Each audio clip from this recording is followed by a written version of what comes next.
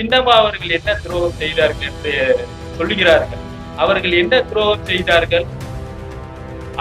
புரட்சித்தலை அம்மாவால் மிகவும் கஷ்டப்பட்டு அந்த ஆட்சியை உருவாக்கி சென்றார். அந்த ஆட்சி தொடர வேண்டும் என்றால் சின்னம்மா அவர்கள் அந்த இடத்தில் டிசிஷன் மேக்கராக இருந்தார். அவர்கள் அந்த ஆட்சியை அறியக்கூடாது, அம்மா அவர்கள் கஷ்டப்பட்டு பல ஊர்களுக்கு சென்று பிரச்சாரம் செய்து பல தொண்டர்களுடைய ரத்தம் வேர்வை சிந்தி உழைத்தார்கள்.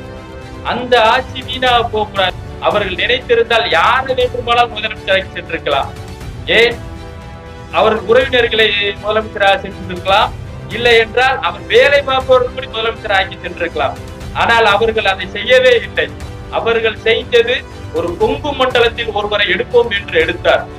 கொங்கு மண்டலம் இதுவரை பேரறிஞர் அண்ணாவா இருக்கட்டும், எம்ஜிஆரா இருக்கட்டும், கலைஞரா இருக்கட்டும், மண்டலத்தில் எந்த முதலமைச்சரையும் உருவாக்கவில்லை. ஏன் சின்னம்மாவை உருவாக்க வேண்டும்? சின்னம்மாவை வாழ்த்துகிறார்கள்.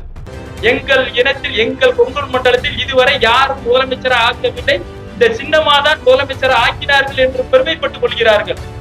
அதை ஏன் எடப்பாடி அவர்கள் உணர மாட்டேங்கிறார்கள் என்று எங்களுக்கு புரியவில்லை.